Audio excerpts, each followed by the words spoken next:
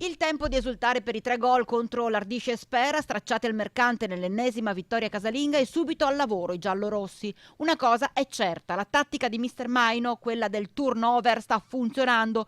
Tutti insomma sono titolari e devono giocare come tali. Siamo tutti in grado di giocare sempre e il mister decide così e la squadra è quella. Le formazioni inedite stanno funzionando. Ho 24 ragazzi che sinceramente meriterebbero di giocare tutti i 24, no?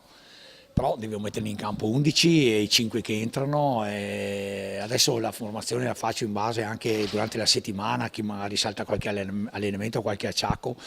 E poi, visto anche tutti questi impegni, devo cercare anche di dare un po' di rotazione, ecco, ai ragazzi, chi ha speso di più magari tenerlo fuori e via dicendo. Credo che adesso la difficoltà più grossa sia così di mettere la formazione, perché mi dispiace, meriterebbero di giocare tutti quanti. Questi ragazzi cominciano il martedì a preparare la partita, se ne hanno sempre a 1000 all'ora.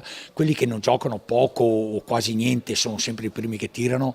È veramente un bel gruppo, bello da allenare e la cosa che mi dispiace di più è la domenica devo fare la formazione, ecco. Tanto che se potesse fare lui una regola nel calcio. Mi piacerebbe che inventassero questo, no? Fare al primo tempo lo devono giocare in 11 e siamo obbligati al secondo tempo a mettere dentro tutti gli altri e così noi allenatori siamo a posto. Intanto i ragazzi dell'FC Bassano 1903 si stanno allenando per la sfida di domenica prossima contro la Fontanivese alle 14:30 in trasferta, e proprio oggi sono stati ufficializzati anche orario e campo della gara d'andata delle semifinali di Coppa Veneto tra FC Bassano 1903 e ASD Isola 1966, il 6 marzo alle 20:30 a Minerbe.